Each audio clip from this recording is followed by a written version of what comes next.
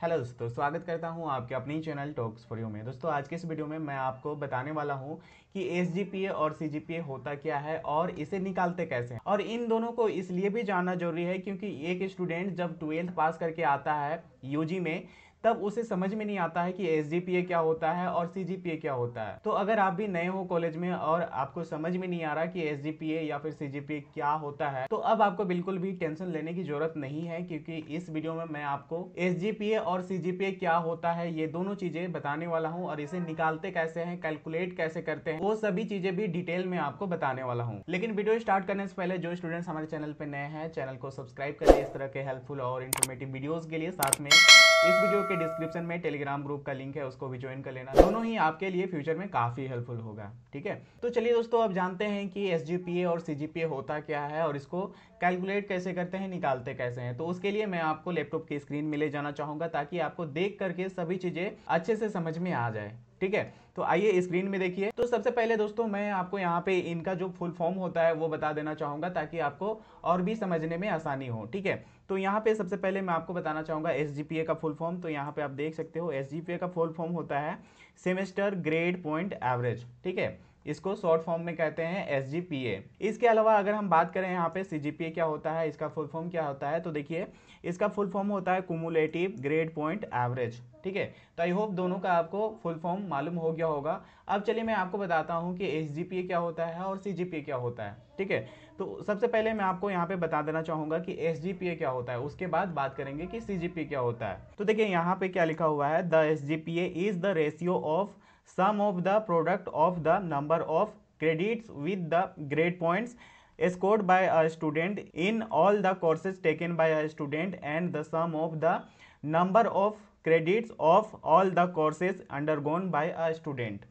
देखिए इसका मतलब ये हो गया कि एक स्टूडेंट ने जितना कोर्स लिया है, जितना पेपर्स लिया है, मीन्स कि जितना सब्जेक्ट उसका है। ठीक है, मान लीजिए एक सेमेस्टर में एक स्टूडेंट का कितना सब्जेक्ट होता है, 6 होता है। ठीक है, उसमें जितना उसने क्रेडिट प्राप्त किया है, आप देखिएगा जब मार्कशीट, तो वहां पे आपको देखने को मिलेगा क्रेडिट पॉइंट्स। ठीक है, तो आपको क्रेडिट देख लेना है। उसके बाद यहाँ पे बताया है कि जो क्रेडिट होता है उसको मल्टीप्लाई करना है किससे, जो आपका ग्रेड पॉइंट्स आया है। ठीक है, ये दोनों का मल्टीप्लाई कर लिया जाता है। उसके बाद जो क्रेडिट आपने प्राप्त किया है उससे डिवाइड कर दिया जाता है। तो चलिए मैं आपको अब जो है एसजीपीए कैसे कैलकुलेट करना होता है, कैसे आप निकाल सकते हैं, वो चीज़ समझाता हूँ। ठीक है, तो उसके लिए सबसे पहले यहाँ पे जो फॉर्मूला है इसको समझ लीजिए।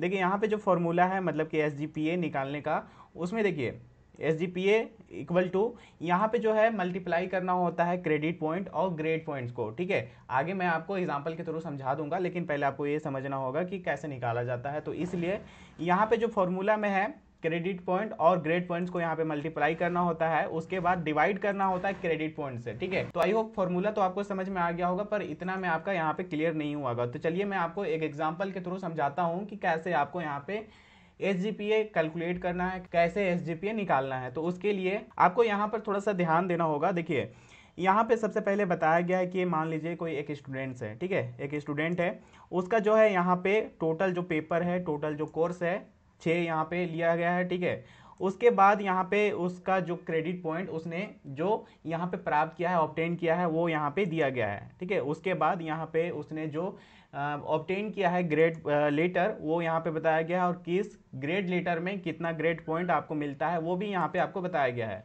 ठीक है, तो आई होप इतना चीज़ तो क्लियर हो गया होगा। अब कैसे करना है यहाँ पर वो देखिए।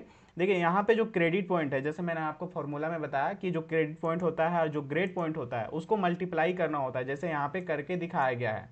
तो यहाँ पे जो क्रेडिट पॉइंट और ग्रेड पॉइंट्स को इस तरह से सभी का मल्टीप्लाई किया गया है, और जो यहाँ पे रिजल्ट आया है जो इक्वल है उसको यहाँ पर टोटल में ऐड कर दिया गया। ठीक है, तो देखिए इस प्रकार से यहाँ पे अब देखिए फॉर्मूला में यहाँ पे बैठा दिया गया है। देखिए S G P A is equal to, यहाँ पे जो है फॉर्मूला में क्या था कि दोनों का मल्टीप्लाई का जो है यहाँ पे टोटल होना चाहिए, तो वो यहाँ पे 139 है। उसके बाद जो क्रेडिट पॉइंट का टोटल जो है उसको यहाँ पे डिवाइड में रखा गया है। ठीक है, अब इसको डिवाइड करने पर कितना आ रहा है, 6.95। तो इस तरह से जो है आपका एस जी पी ए यहाँ पे हो जाएगा 6.95। ठीक है, तो आई होप आपको समझ में आ गया होगा। तो अब चलिए मैं आपको यहाँ पे जो मार्कशीट है उसके थ्रू समझा देता हूँ ताकि आपको अच्छे से समझ में आ जाएगा। तो देखिए यहाँ पे आप जो स्क्रीन में देख रहे हैं ये मार्कशीट है, जिसमें आपको क्रेडिट पॉइंट आपको सबसे पहले देखने को मिल रहा होगा। ठीक है, तो ये जो क्रेडिट पॉइंट है इसको आप जो है ऐसे जो ग्रेड पॉइंट है इससे मल्टीप्लाई करेंगे, ठीक है। जैसे कि आप यहाँ पे देख रहे हैं CC4 जो है सब्जेक्ट पेपर है जिसमें इंग्लिश कम्युनिकेशन है, ठीक है। इसमें आपको क्रेडिट पॉइंट दिख रहा होगा 4 है, ठीक है। तो 4 और जो ग्रेड पॉइंट है ये जो 8 है, ठीक है, इसको मल्टीप्लाई करेंगे तो मल्टीप्लाई करके कितना हो जाएगा 8 चौके 32, ठीक है। इसके बाद मैं आपको यहाँ पे बताऊँ कि जो यहाँ पे क्रेडिट पॉइंट है CC5 का, ठीक है, उसके साथ आपको यहाँ पे मल्टीप्लाई करना होगा ग्रेड पॉइंट को, ठीक है। तो यहाँ पे 7 दूना 14 हो जाएगा। तो इस तरह से सबको मल्टीप्लाई करने के बाद सबको ऐड कर लेंगे। तो इस तरह से सबको कर लेने के बाद हम यहाँ पे सभी को ऐड कर लेंगे, ठीक है। तो मान लेते हैं यहाँ पे हमारा जो है 150 इसका टोटल आ रहा है, ठीक है। इसके बाद यहाँ पे जो है क्रेडिट पॉइंट इसको भी ऐड कर लेंगे, ठीक है। ये मल्टीप्लाई करके सबको ऐड कर लेने के बाद 150 आ गया। उसके बाद हम यहाँ पे जो क्रेडिट पॉइंट है उसको भी ऐड कर लेंगे। तो यहाँ पे क्रेडिट पॉइंट जो है 20 है, ठीक है। तो अब इसको डिवाइड करने के बाद जो भी रिजल्ट आएगा वो आपका SGPA हो जाएगा। जैसे कि यहाँ पे देखते हैं, जैसे 20 है इसके डिवाइड में, तो इसको डिवाइड करते हैं। तो यहाँ पे सबसे पहले ये 0 0 कट जाएगा, उसके बाद 2 सते 14 हो जाएगा। उसके बाद यहाँ पर 1 होगा तो 1 में यहाँ पे 0 लग जाएगा तो हो जाएगा 2 पचे 10। तो यहाँ पे 7.5 जो है आपका SGPA हो जाएगा। तो इस तरह से जो है यहाँ पे SGPA कैलकुलेट किया जाता है। तो आई होप आपको समझ में आ गया होगा कि SGPA क्या होता है और इसको कैलकुलेट कैसे करना होता है। इसके बाद चलिए बात करते हैं कि अब CGPA होता क्या है। तो अगर अब हम बात करें यहाँ पे CGPA के बारे में, तो सबसे पहले मैंने आपको बता दिया है कि इसका फुल फॉर्म क्या होता है। तो अगर जब आप फुल फॉर्म इसका देखेंगे तो उसी से आपको समझ में आ जाएगा कि होता क्या है। फिर भी यहाँ पे आप देख लेंगे एक बार फिर से फुल फॉर्म क्या होता है इसका, कुमुलेटिव ग्रेड पॉइंट एवरेज, ठीक है। तो इसमें ये समझ में आ जा रहा होगा कि सबका जो एवरेज है वो यहाँ पे CGPA हो जाता है। कैसे निकालना है वो तो मैं आपको बताऊंगा ही, लेकिन आपको इतना समझना होगा कि जो है इसी तरह से यहाँ पे कैलकुलेट करना होता है। यहाँ पे अगर आप इसका डेफिनेशन देखेंगे तो उसमें भी आपको यही लिखा हुआ मिलेगा, The CGPA is also calculated in the same manner, taking into account all the courses undergone by students over all the semester of a program, ठीक है।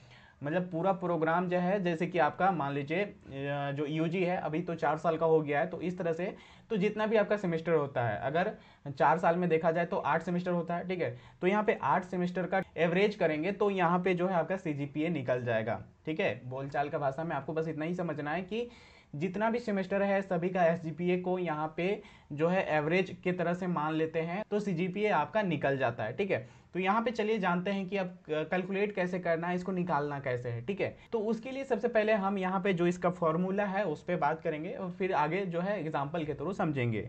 तो इसका फॉर्मूला देखिए यहाँ पे जो है credit point multiply SGPA divided by credit point, ठीक है। ये जो फॉर्मूला है ये आपको याद रखना है अगर आप निकालना चाहते हैं। बाकी अब चलिए बात करते हैं कि निकालना कैसे है। तो उसके लिए एक एग्जांपल लेते हैं यहाँ पे। तो देखिए यहाँ पे CGPA निकालने के लिए करना क्या होगा वो मैं आपको बता दूं। वैसे तो आपका जो SGPA होता है वो ऑलरेडी मार्कशीट में दिया हुआ रहता है, फिर भी यहाँ पे मैंने आपको बताया कि SGPA कैलकुलेट कैसे करना है। इसके बाद यहाँ पे देखिए मैंने आपको ये भी बताया था कि सबका जो एवरेज होता है वही यहाँ पे CGPA कहलाता है। फिर भी जो है यहाँ पे आप देख सकते हैं सेमेस्टर 1 में यहाँ पे जो है क्रेडिट पॉइंट जो ऑब्टेन किया गया है वो 20 है।